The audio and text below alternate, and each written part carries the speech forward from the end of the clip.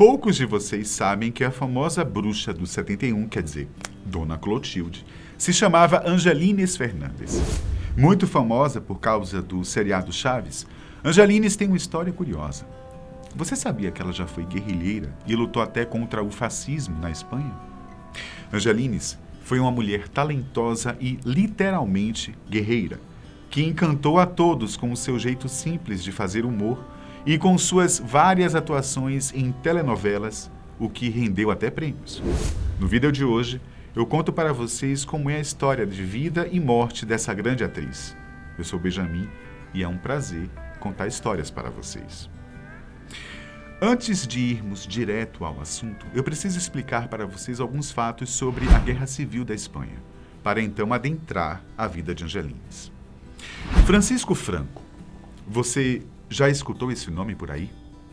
Para os desinformados, ele foi um general espanhol, conhecido por ter sido ditador da Espanha entre 1936 e 75.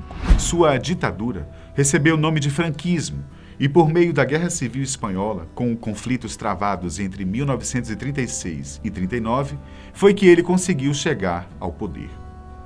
Francisco Franco e os grupos que o apoiavam, chamados de Movimento Nacional, tinham auxílio do regime fascista da Itália e do regime nazista alemão, que enviaram diversas tropas e armamentos para que os conservadores lutassem durante a Guerra Civil. Francisco Franco colocou fim à Segunda República Espanhola, dando início ao Reino da Espanha. Sua ditadura foi marcada por ser conservadora, nacionalista e com características fascistas. Até aqui, tudo entendido? Bom, mas o que diabos a atriz Angelines tem a ver com isso? A verdade, caro amigo, é que Angelines, além de ser uma verdadeira artista, foi guerrilheira e lutou contra o fascismo na Espanha nessa época. Ao contrário do resto do elenco de Chaves, Angelines nasceu em Madrid, na Espanha, no dia 9 de julho de 1922. Não se sabe muito sobre sua infância, família ou mesmo sobre o que ela gostava de fazer quando criança. As informações sobre o começo da vida de Angelines são um pouco vagas, mas sabe-se que com 17 anos ela já tinha começado a lutar contra o ditador Franco. Após a vitória do golpe de Estado em 39, começou a repressão do regime Franco, período em que as perseguições e desaparecimentos se seguiram. Entre as pessoas perseguidas estava a nossa querida Dona Clotilde. O governo espanhol afirma que pelo menos 500 mil pessoas morreram e mais de 100 mil desapareceram durante o período do ditador fascista no poder. A bruxa do 71 usava armas, ao lado de membros de movimentos trabalhistas, feministas, sindicalistas e republicanos. Além disso, ela fazia parte dos guerrilheiros espanhóis que lutavam contra a ditadura. Quem diria que a inofensiva Dona Clotilde já tinha até sido guerrilheira.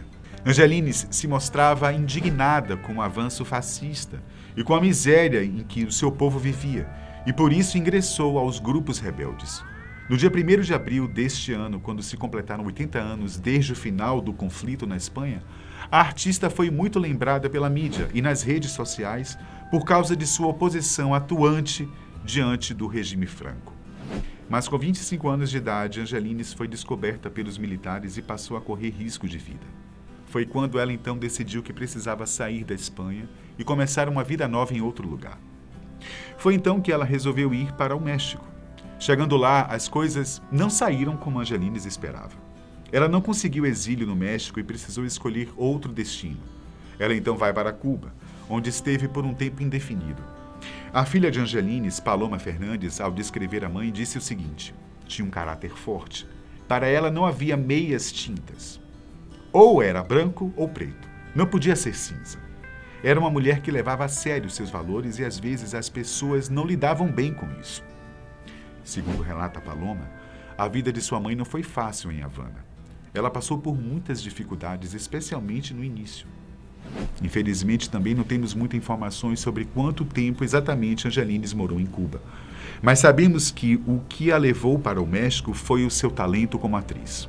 O México foi o lar de muitos espanhóis que escolheram viver no exílio, porque o México foi uma das poucas nações que não deu as costas à República e que, por mais de 30 anos, denunciou o regime fascista de Francisco Franco. Estima-se que cerca de 25 mil refugiados chegaram ao país azteca durante esse período. E Angelines era uma dessas pessoas. No México, ela acabou encontrando o ator espanhol Ángel Garaza, que também estava fugido da ditadura na Espanha. Para tentar ajudar a compatriota, Garaza começou a indicar amiga para trabalhos como atriz. O primeiro trabalho de Angelines foi em uma peça no Teatro Fabregas. Sua participação foi discreta, mas o suficiente para ser notada. Depois, ela foi chamada para fazer outra peça, só que dessa vez seria a protagonista. A peça se chamava La Casa del Loca e foi exibida em 1948. Eu não posso esquecer de citar que ela também trabalhou como radioatriz. Ela fazia participação em radionovelas de uma rádio na Cidade do México. Angelines teve uma boa participação no começo da televisão mexicana. No dia 31 de agosto de 1950, foi feita a transmissão inaugural da XE1GC, no Canal 2 do México. O rosto de Angelines foi um dos primeiros a aparecer na telinha, fazendo dela uma parte essencial da história do México. Meses depois de aparecer na televisão mexicana, Angelines foi até Cuba para também fazer uma participação na televisão. Era a sua carreira começando a alçar voo. Em 1955, a atriz estreou no cinema como Maria Elena Márquez no filme Maternidade Impossível. Angelines viveu a época de ouro do cinema mexicano, inclusive um período em que se consagrou como uma bela e talentosa atriz. Em 1959, ela fez seu primeiro papel em novelas, em Teresa, novela estrelada pela grande atriz Maricruz Olivier. A novela tinha apenas 3 capítulos, mas foi considerada um verdadeiro sucesso. Nesses anos, Angelines dividia seu tempo entre a televisão e o cinema. Ao todo, foram 25 filmes. Ao lado de Cantinflas, um famoso ator e humorista mexicano, Angeline fez vários filmes, como O Padrezinho, em 64, e O Professor, em 71. Nesse último filme foi onde ela conheceu seu eterno amigo Ramon Valdés, que conhecemos mais como Seu Madruga. E foi aí que surgiu a oportunidade de trabalhar na televisão, ao lado de Dom Ramon e Roberto Bolanhos, o Chaves. Depois que Ramon indicou Angelines, ela construiu uma personagem sólida e muito diferente da sua personalidade na vida real. Os familiares da atriz a descreviam como uma mulher doce, forte, bonita e ousada. Tudo exatamente ao contrário da velha que apavorava Chaves, Kiko e Chiquinha. Antes considerada uma das mulheres mais bonitas do México, depois que fez fama como Dona Clotilde, Angelines disse em entrevista que muitas crianças começaram a ficar com medo dela. Ela dizia que isso a deixava triste, mas que depois de um tempo começou a rir da situação. Apesar de já ser uma atriz famosa no México, foi no seriado Chaves que ela ficou conhecida em outros países, como Brasil, Espanha e Venezuela. Em outros programas do Chespirito, ela teve participações frequentes como Maricota Natita, a famosa Dona Cotinha. No dia 9 de agosto de 1988, um acontecimento deixou Angelines acabada. A morte de Ramon Valdés foi um baque na vida da Bruxa do 71. Como eu citei, os dois eram muito amigos, e parte do sucesso da vida da atriz aconteceu por causa da indicação de Dom Ramon. Ela ficou devastada. No dia do velório do ator, Angelines se debruçou no caixão do amigo enquanto chorava e lamentava sua morte. Mas mal sabia ela que a mesma coisa que matou Ramon Valdés tiraria sua vida alguns anos depois. O passado sofrido da atriz fez com que sua vida fosse marcada pela depressão, que agravou-se mais ainda com a morte de Ramon. A filha da atriz disse que ela passou boa parte da sua vida sentindo falta da família e da sua terra natal.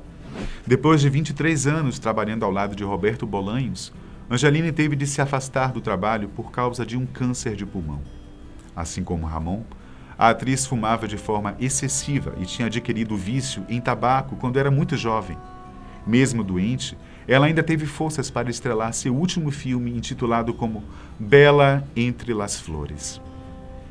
No dia 25 de março de 1994, Angelines Fernandes morreu por causa do câncer de pulmão. Curiosamente, a atriz que interpretou a Bruxa do 71 morreu quando tinha exatos 71 anos. Embora ela tenha sobrevivido aos horrores da ditadura em seu país e vivido para ver a queda da ditadura de Francisco Franco, Angelines nunca voltou à Espanha, nem depois de morta. Seu corpo está enterrado no Mausoleus del Ángel, na cidade do México. O que resta dela é apenas saudade. E por hoje, eu fico por aqui. E a gente se encontra no próximo vídeo.